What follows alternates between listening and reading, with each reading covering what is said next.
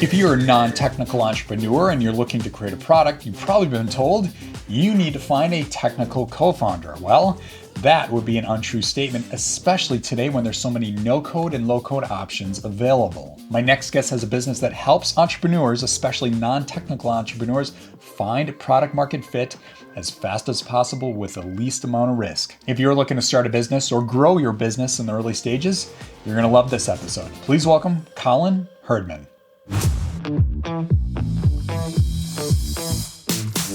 Colin, welcome back to the show. Thanks, Sean. I'm really happy to be here. I had a lot of fun the last time, so looking forward to this. Absolutely. So before we dive into what you're working on now, could you tell us something about yourself that most people don't know? Sure. I've never created a resume. So I started my first company a week after I graduated from college, and I've been an entrepreneur ever since. So I've never created a resume. I love that. We're not going to worry about that piece of paper. We're going to drive forward and do our own thing. I love it. Just going to make it up as we go. Yeah. Yeah. Right. My man, I like it. All right. So let's dive into what you're working on now. But before we do that, why don't you give us a little recap of your background to kind of bring us to the present? Yeah. No, sounds good. So like I said, I started my first company a week after graduating from college when I was 22 years old. I graduated with a criminal justice degree and I never used it. And just jumped in, never took a business class, accounting class, marketing class, and just made it all up as I went and had the luck of just meeting a lot of wonderful people, wonderful employees, wonderful partners, and have just grown various businesses over the years. That first business I sold in 2006. 2007, I started Monkey Island Ventures with Josh and Zach, who are two buddies of mine. We've all known each other since we were about 5 years old. And Monkey Island is the name of a park that we played at when we were kids. Mm-hmm. And kind of under that Monkey Island umbrella, we've launched, a number of SaaS products for ourselves. We launched Agurian, our digital marketing company here in Minneapolis, and then Cloudburst, our software development company. So those are the service-based companies we have, and we continue to also build product for ourselves. We have a real passion there as well. So, but that's kind of in short what I have going on. Sure. Appreciate that backstory. Now here, something we're talking about offline is Agurian and Cloudburst, the two companies you're kind of leading or in a leadership role in both. You have since transitioned to focused only on Cloudburst, correct? Right. Yep. So I was the president of Agurian. I left that a little over 2 years ago. One of my other business partners stepped into that role, which has worked out phenomenally well. And so then Zach and I are in Cloudburst full time under kind of providing software development for entrepreneurs. Right on. All right. And you got a book coming out or some kind of publication titled The Rise of the Non-Technical Founder. Let's talk about that. Yeah. So it's the rise of the non-technical entrepreneur, and really the focus on that was what we were seeing happening in the market, where we see kind of this combination of low code, no code tools getting easier and easier to utilize to build product, AI obviously, and then that third is global talent. So you're able to keep your costs down and hire, really talented people from around the world to help you build your product. And so what we're finding is that more and more non-technical entrepreneurs, there's really never been a better time to build software. We always say, there's also never been a better or a more difficult time to overbuild your product. So that's a big issue that we've seen with a lot of the entrepreneurs we work with. They have these big visions. They want to build, product, but they don't really know how to focus really on that kind of MVP version of what they want to build. So we put together this guide that really, for non-technical entrepreneurs, kind of helps lay out for them the unique opportunity that's available to them. And we think as it gets easier and easier to build software, that more and more businesses are going to bring that into kind of as a core competency, not necessarily building software, but building software that is addressing specific pains within their company. And it just opens up a whole new area of opportunity to improve that business and scale that business and generate wealth really for the entrepreneur. Right on. Now, I know there's a lot of entrepreneurs out there. In fact, I was talking to one yesterday, a guy who he has a vision on a product, Yeah. And he is not technical. He's got some project management experience, some product ownership experience, some other management type experience at larger companies, but he does not know how to code. And he Yeah. feels like he's kind of stuck in the water. And people have told him, well, you need to find a technical co founder. And my response to that was, no, you don't.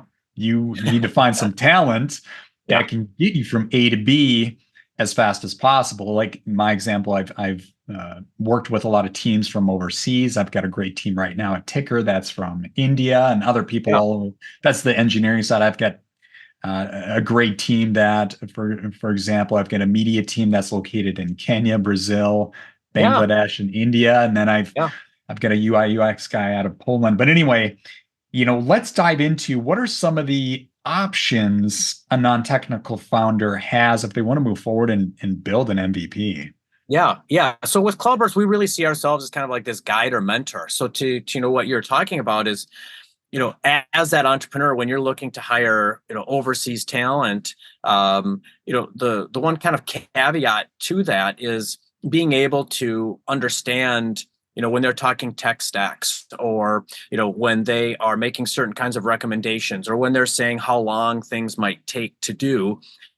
If you don't have experience or expertise in that, it's really hard to hold them accountable. And I think that's one of the things that entrepreneurs really need to make sure that they have is someone that's kind of a mentor or guide to kind of have their best interest at heart when they're working with overseas talent. And certainly, if you're able to find a team that's able to work with you and have that level of trust and transparency, then you're in a great spot. But a lot of times, it's hard to come by, and you may need to go through some pain before you find that right fit for a team. But one of the things that we're finding is with non-tech entrepreneurs and starting to execute on their idea, low code, no code tools are great. They don't always get you as far as you might want to go. So that's the big caveat there, is that, you might get 70-80% of the way there, but now you're kind of bumped up against the limits of what those products can do, which means you might need to cobble some products together, or you actually might need to hire some development talent to kind of close that gap and help you get that MVP launched. But there's definitely ways of being able to work around that and make it work. So for us, it really is kind of that combination of, understanding what your vision is. And that kind of gets to, for us, a lot of the entrepreneurs that we've seen the most success with is they already have an existing business and they understand business. They understand their industry. They see pain points that they think they could alleviate with software within their company, and they want to build a lightweight product to start getting some traction, which is really a wonderful way of thinking about building software. So we've kind of come up with like entrepreneurs that want to grow and want to scale with software, which we think the future, more and more entrepreneurs are going to want to do this, is these kind of 5 stages of scaling a company through software. So stage 1 is having a vision for your product, right? The entrepreneur needs to have a vision for what it is that they want to build. Then stage 2 is getting that MVP built, right? So again, having blinders on, being very focused on what's this pain that I want to solve and what's this initial product that I can build, get it in the hands of my internal team and or customers, and start getting those feedback loops. If you actually start to have a product that's gaining traction within your internal team and customers, then stage 3 is using that product as a differentiator in your sales process, where you can go out into the market and you can say, we provide these products and services, but we also have the software product that differentiates us from all of our competitors and has these benefits. Within that stage 3, if you're able to start to scale your company, if you can start to prove that you're closing business, that you're generating sales because of this unique software that you now have, that really starts bringing you into stage 4, which is adding a multiple to the value of your business. So if you're able to show that your business is scaling because of the software product and is providing this unique experience to your internal team and your customers, and people are buying from you because you have this product, and it's part of that experience, investors and or potential acquirers of your business are going to see a lot of value in that, and seeing that as a big differentiator. And so for a lot of entrepreneurs, when they're getting into stage 4 and they've added a multiple to the value of their business, a lot may just want to stop there and not go into stage 5. But stage 5 is really looking at your product that you built and realizing that other companies within your industry could benefit from this product, and releasing that out as a SaaS product, right? Software as a service, where other companies within your industry can now start using this software. And now your business is starting to scale as product, and is scaling through technology, and isn't just scaling now with people. And that generates a whole new level of opportunity for you, and wealth, and all the things that come with, like, as you know, Sean, having a successful SaaS product. Like, it's a wonderful, wonderful business model. So we're hearing more and more stories, and we've worked with more and more entrepreneurs that are kind of following these 5 stages into scaling their company and generating more wealth for themselves and for their employees. So it's really a wonderful thing to see. And it's really all due to more and more entrepreneurs having the availability to build software and actually execute on their ideas. So just to kind of recap the 5, and then I want to dive into them a little bit. You've got vision, you've got MVP, you've got use the product in the sales process. Number 4, add a multiple to the value of the business. And then number 5 is create the SaaS. So if number 5 is creating the SaaS, does that imply that 1 through 4, actually 2 through 4, you're actually using the MVP with the low code version? Not necessarily. It doesn't have to be low code. Like, it's very possible that the low code version might kind of blend stage 2 and stage 3, but you might find that the polish that you need, and to actually start scaling your company, and the features that are getting requested by internal team or customers really requires you to build out a version that isn't low code, no code, that is a fully fledged custom built product. But by that time, you've already proven the product to a level where you've really de-risked kind of that avenue or that approach for building a custom product. Gotcha. And before, I've got a question here. We're going to kind of brainstorm a strategy scenario here in a second, but can you give us some of the low code, no code tools you recommend? Yeah, so there are so many. I mean, there's literally thousands of these tools out there now. You go back as early as the early 2000s and think about WordPress, right? You could almost deem that as a low code, no code, like web development tool. But nowadays, there's like Adalo, and there's Bubble. There's certain products that fit certain niches, like Airtable, Webflow.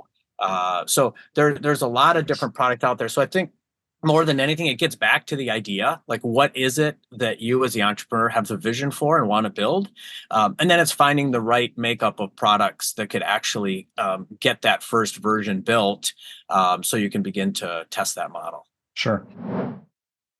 Hey guys, here's a quick commercial break. So have you ever wanted to invest in the stock markets on your own? Well, I have just a solution for you. Ticker is a platform that helps investors manage their own investments confidently. It's perfect for beginners, and it will save more experienced investors a lot of time. Check this out. Here's some of the key features. There's a customizable dashboard. There's also stocks, ETFs, and crypto. On the stocks page, you can search, sort, and filter by anything you want. And we have an easy to understand rating system, so stocks are either on sale, watch, or overpriced. We also have a portfolio tracker and custom alerts you can set on stocks, ETFs, and crypto. So if you ever wanted to know what stocks to look for, what stocks to avoid, know when to buy, know when to sell, and help you avoid losing money in the stock market, I invite you to join Ticker for free. All right, let's get back to the show. Now, I want to kind of give you an example here, and we can kind of brainstorm back and forth, or at least you can give feedback on this, but I'm hearing more entrepreneurs use Figma. Now, we use Figma. It's like a design platform. For the audience out there that doesn't know the platform, it's like it tees you up or gets you ready for the coding part, and you can do clickable prototypes, right, and simulate the user experience. What I'm hearing some entrepreneurs do, and this is more common with entrepreneurs that are more B2B, like SMB. To take a step back there for the audience, I Mhm. kind of put SaaS into three different buckets. You've got B2C, which is a large volume of consumers. That's what Ticker is, or Duolingo is another good example. Mhm. Then you've got B2B, that SMB, small and mid-sized business. A good example there would be like MailChimp. Mhm. And then the third tier would be enterprise. That's really complex software. So I look at that middle tier, and these people are coming up with the prototype in Figma, then selling the service, but they're not having the software do the work. They are doing the work manually to kind of figure out, okay, where does the customer need help most? What could we turn into a software? Because we Mhm. see, you probably see it all the time, too many people trying to create all this software tech, and it's all tech debt. It's like the Yeah. majority of it really Yep. doesn't provide value. So it's Right. like this path of provide the service. Yes, it's trade your time for a paycheck, but you kind of like use the Figma prototype, and then out of like 100 things you could code, you really only need to code three to have a Mhm. really laser focused monetized product. Mhm. Mhm. Yeah, I mean that approach is ideal. We use Figma. We use that mainly kind of in the UI UX design Sure. phase where we're trying to create like a clickable prototype. Again, Mhm. there's no code behind it. The nice thing is you can take stuff out of Figma and bring it into the development cycle and have that kind of overlaid into the code and get that up and running. So there's still a lot of value in building in that phase. Um, but that's certainly one of the really great ways of starting to kind of test your idea through a clickable Mhm. prototype and getting in the hands of the people that you want to start getting some feedback on, and do that in a lightweight way where it's not taking a lot of time or money to get some of those initial versions built out and start getting some of what's up in the entrepreneur's head out into a Right. usable like prototype. So that makes a ton of sense. So, and there's more and more building those kind of early stage prototypes is just going to continue to get easier and easier as Mhm. more and more products are really taking in machine learning and AI, and just Right. trying to make that process easier for non-technical entrepreneurs to be able to start building product. Right on. Now, with the journey there in the beginning, there's a lot of entrepreneurs I talk to, they don't really have a budget. So with some of these low code, no code options, do they kind of have like a freemium plan, something you can use for a while, or maybe a pretty low price tier for Yeah, yeah, getting up and yep. running? No, it's a great mix, where they'll have a trial period and then you have to start paying, or they have a freemium version that you can just continue to use. But if you want to add in certain features or hit certain limits, you have to start Yeah, paying. So it really right just on. depends on the product. But yeah, a Right lot of on. a lot of options out there. And then this kind of leads up to your service with Cloudburst. You guys can actually help with the coding. Now, do you have people just in the States, or do you have like teams that are offshores as well? Yeah, so that's one of the things that So Zach, Josh, and I, we've built over a dozen SaaS products ourselves with varying levels of success. So um, and it's been we love the SaaS model. We think it's just phenomenal. Mhm. But one of the things that we realized with with building SaaS was, or building software, any kind of software, it can be quite expensive. And we really wanted to build Cloudburst to be the software development company that we wish we always had when we Mhm. were building as non-technical entrepreneurs. And so, you have that proverbial three legs of the stool, right? Quality, cost, and speed. And normally you get two out of the three. Mhm. Well, nowadays, you really should be pushing for all three. You should be able to get high quality code. You should be able to get high speed in development, and you should be able to get it for a lower cost. And so, yes, our model is very much kind of playing that mentor guide role where we're coming in helping the entrepreneur understand their vision. And then from that, we utilize a mix of our local dev talent as well as international talent to build their product in a cost effective way. So they're getting quality, they're getting great speed, and they're getting low cost for building out their products. And so I think more and more through, if you want to go it, alone through like Upwork and Fiverr and these things, Mhm. certainly you can go out and try and find talent yourself. But again, how do you hold the development team accountable? How do what tech stacks to use? How do Right. how long things should take? And there can also be some cultural things too between Sure. between teams and whatnot too. So, but yeah, at this day and age, I would really push every entrepreneur to really think about getting all three legs of that stool and really going after their vision, because I think you can do it. I love that expectation. Something I want to drill into a little bit would be quality control. There's a lot of entrepreneurs, especially, I should say, a lot of engineers around the world that they don't like testing their own work. And what can happen is a lot of back and forth bug fixing and frustrating meetings and slow development. How do you guys improve that part of the process? Do you have like a QA team or somebody who's strictly focused on that? Yep. And there's plenty of people out there like that is their specialty in doing, quality assurance testing. And it's really, really important because, you as the entrepreneur, you could go in and be charged with doing the testing yourself, but you don't always know what types of things to look for.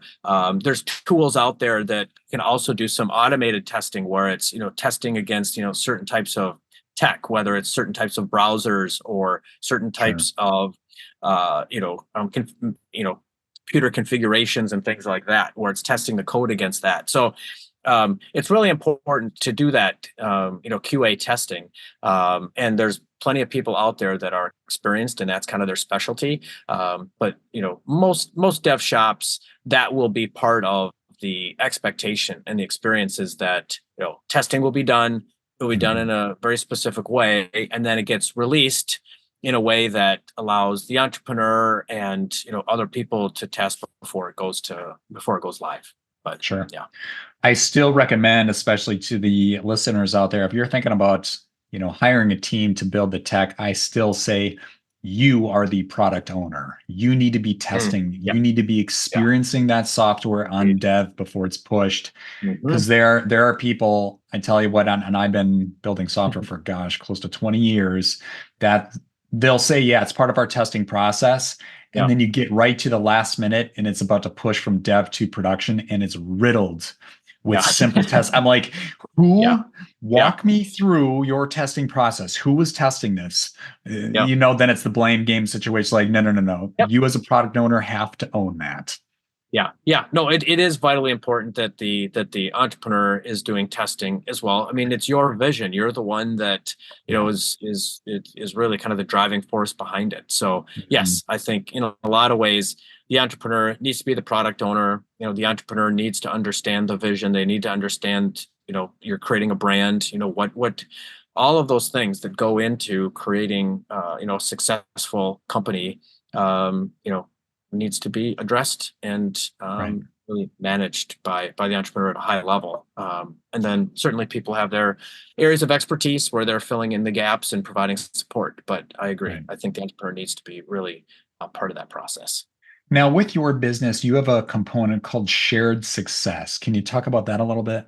Yeah. So when we had developed a couple of Twitter products back in like 2012, 2013. And the first one, it took us like a month to build it. It was called Local Tweeps, and it localized Twitter users around zip codes. And someone would log into our product using their Twitter account. And then when they submitted their zip code, it would associate them with a city and a state as well. And then it would send a tweet out through their account saying that they signed up at Local Tweeps at this zip code and then gave a link so other people could do it. Well, we got this viral loop and we signed up like 30,000 users in 2 days. And we were a trending topic on Twitter. It was really fun, but we didn't make any money at it. So we ended up creating a product called SMB Tweet, which would use an algorithm and it would grow a Twitter audience for local retail, like a coffee shop, right? They want Twitter followers that actually walk in and buy a coffee. And so we created a product that would create local followers for these small business accounts. And the developer that we ended up working with, he said, look, guys, I know you're in bootstrap mode. He said, my normal rate is $100 an hour. He said, but I'll charge you $50 an hour and build your MVP. But once that MVP is live and you start to generate revenue, I want 10% of your revenue to go back to me and pay me out at $150 an hour on every hour I put in for the project. And we said, okay, that sounds good. So he got paid $50 an hour and he got to build the MVP. Once we started generating revenue, he got paid out $150 an hour. So he got an additional income stream coming in, and he didn't have to put in any more work. And he got fully paid out. We got our MVP built, and we didn't have to give up any equity. And so it was really a win-win for both sides. And so when we created Cloudburst a number of years later, we brought shared success in as an option for some of the entrepreneurs that we were partnering with. And so if both sides wanted to participate through a shared success agreement, then we would execute it. And really, shared success is just a wonderful alternative to equity, debt, or crowdfunding. It's super simple. There's no valuations, there's no cap table. It's not debt. And it just really allows both sides to kind of go into this partnership and really both sides expecting the best, knowing that the worst could still happen, but expecting the best and really going in true partnership with one another through a shared success agreement. So we created a site called sharedsuccessagreement.org. We don't make any money on these. It's just something that we feel like more, entrepreneurs, talent being the service provider, should consider. And so at sharedsuccessagreement.org, there's a calculator there, and you can play around with, how big, what's the value of the project, what percentage of that is shared success, and what percentage of that is your full rate, what's the multiple on what you're giving up for shared success. So if $10,000 is shared success and you have a multiple of 3, then you're expecting to get paid $30,000 out over a period of time. And then you're putting in like what percentage of revenue you're expecting to get from the company each month, and then over what period of time. So you can play around. I think there's like five fields in there, and you can play around, and then it's giving you on the right hand side, it's just telling you kind of how the numbers are equating out in total value. And at the end, you can see kind of what your return on investment would be. And then if you submit the form that's attached to that calculator, it will actually send you a Word document with all the legalese, and you can edit it to have a final version. And certainly, you need to look at it and potentially even have a lawyer look at it. But it's a really lightweight document. It's really easy to use. And for a founder or entrepreneur, besides partnering up with someone that might be discounting their services for a share of future revenue, you can also bring in money through a shared success agreement. So you can have funders give you money through a shared success agreement, and they don't have to be an accredited investor. So it's working under the crowdfunding equity laws. So anyway, there's a lot of value there. And again, we don't make any money on it. We just think it's a wonderful way for entrepreneurs and talent and funders to come together and hopefully contribute to building amazing companies. Real quick here, what is the URL again? It's sharedsuccessagreement.org. Got it. I was missing the agreement part of that. Okay. Yep. sharedsuccessagreement.org. You got it. Cool. Yep. To kind of speak to the audience here, I do like this option that Colin is talking about. The reason is there are a lot of places you can go to try to find talent, but if you find an engineer, somebody who doesn't do QA, you got yourself a problem. If you find somebody who's more focused on project management and not the best coder, then you got yourself a problem. So it's hard to find talent. There's a lot of talent, but the right talent or good talent is hard. If you can find a team like Colin's, and you can do something like this shared success model, it's a great way to keep your budget a little lower and get a great product and an enjoyable process along the way. Because we've all had those headaches of, building software and you get the wrong team. For example, I've built a lot of software through the years, and even with my experience, I actually went through 2 different teams before landing on my 3rd team here at Ticker. The first 2 said they could build a SaaS. They were not. It was out of their league, you could say. Yeah.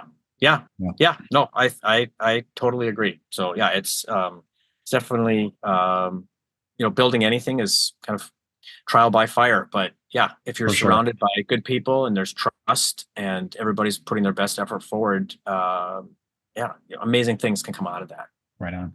All right. Before we jump to the rapid fire round, what is one good key takeaway you can give our audience? I would say, this is probably coming more from like an inspirational point of view, but for any entrepreneurs out there, I would say really consider how software could play a role in the improvement and scaling of your company. It's just getting so much easier to build product, and I can guarantee that some of your competitors are probably thinking about it, and some may even be acting on it right now. So I would just say, really think about that. Just as how every company has a website nowadays, in the coming years, it's going to be that easy to have discrete software products that businesses are using to really address acute pain within their company, potentially even within their industry. You asked a really important question there. What if my competition is already moving forward with a low code, no code option? If that doesn't light a fire, I don't know what does. Yeah, right. Yeah, right. Yeah, exactly. Yeah. Cool. All right, let's transition to the rapid fire round. This is the part of the episode where we get to find out who Colin really is. If you can, try to answer each question in about 15 seconds or less. You ready? I'm ready. All right. So what is your favorite podcast? I would say my favorite podcast is probably right now it's the Wolf of All Streets. So I've really gotten into blockchain, and I just love it. I'm on the Minnesota Blockchain Initiative, a nonprofit here in Minnesota. I'm on the board, and it's just I just love that industry. So, but that's probably my favorite podcast right now. All right. And what's a recent book you read and would recommend? I have reread this book, Atlas Shrugged, and I think for me that just really opened up my eyes to not only the value of entrepreneurship and creating, but also kind of the layer of society and politics and government. And I've always found that to be a very inspirational book. So it's not the shortest read, but incredibly impactful. Awesome. All right. And let me rephrase that again. What is your favorite movie? My favorite movie. Can I give you a trilogy? Please. Probably Lord of the Rings. It used to be Star Wars, but I would say Lord of the Rings. My boys and I love those movies. So they just completely take you out of reality. And again, I think part of it with Lord of the Rings is that difficult journey that they go through and persevering. There's just something to that, just that hero journey. Great books and great movies for sure. Yes. Yeah. All right. What is the worst advice you ever received? Don't try that. I think the only thing that's really propelled the human species forward is taking risk. And right. One of my axioms is everyone all the time is making up everything, and it's a wonderful thing. It's kind of this just stew that we're all participating in. So right. All right. Flip that equation. What's the best advice you ever received? Was at an event and Guy Kawasaki was talking, and he says, "Don't listen to the bozos." And those are the people that are telling you not to do it. Those are the people that are saying your idea won't work, or that you're not good enough. And that's not true. And so, don't listen to the bozos. Go for it. I like it. Last question. Here's a time machine question. If you could go back in time to give your younger self advice, what age would you visit, and what would you say? I would probably go back to 2010 and tell myself to buy as much Bitcoin as I possibly could. So, yeah, I got introduced to Bitcoin in 2014, and it was in one ear and out the other. And we were working on a smart water meter that we built. And I should have just stopped then and there and really looked at Bitcoin and blockchain. So, we're in Bitcoin. Right on. Mm-hmm. All right. And where can the audience reach you?